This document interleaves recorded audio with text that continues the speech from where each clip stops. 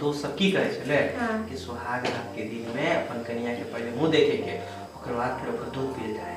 अच्छा से बात। हां अहाँ आइ सोहाग रात में दूध पीबै? हां ठीक छै, इच्छा भेल पूरा मन भेल से हम दूध पिया दै छी।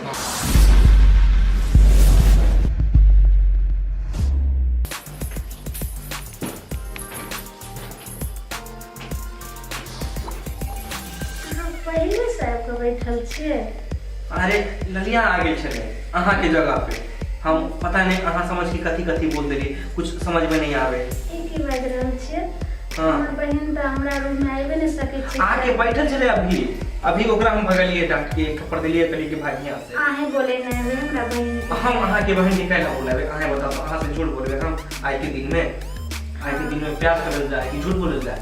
हां त बोली ने कथी लेलिए हम किया का हमरा अहाँ के आज पहला मिलन और पहला रात और पहला सुहाग रात छी। अहाँ के लिए एगो स्मार्टफोन लेके आयल छी।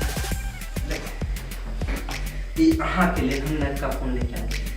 दूर जाओ ई फोने ल पहिला और की किछ और लेते रहने विशेष क्या तो हमरा सहेली सबके सोना के जैसे से बहुत चीज दल के हन। अच्छा एक बार हमरा अपन मुंह तो देखाओ। नहीं एखन नहीं देम, लेकिन अहाँ करार करू जे अहाँ फिर बाद में देबे हमरा। अहाँ जे कहबे हम अहाँ के से ला देब। की बुझलिए? अच्छा ठीक छै। कितने सुंदर हमर कनिया छै।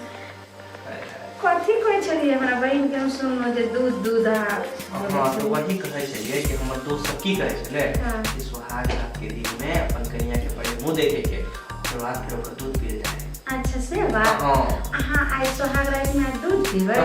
ठीक छै, इच्छा भेल पूरा मन भेल से हम दूध पिया दै छी, लेकिन हम दूध लऽ के आबै छी एतै अहाँ रहू। ठीक छै ने? ये भगवान केना हमर कन्या है कहलिए एकर दूध पिए के और ई कहां चल गेले, कोन दूध लावे चल गेले, कुछ समझ में नहीं आवे। दुनो बहिन बता भ गेले। हयो वीडियो देखिए कत चलल जाय छी आ वो हो चैनल के बिना सब्सक्राइब करने। ठीके कहे छथिन।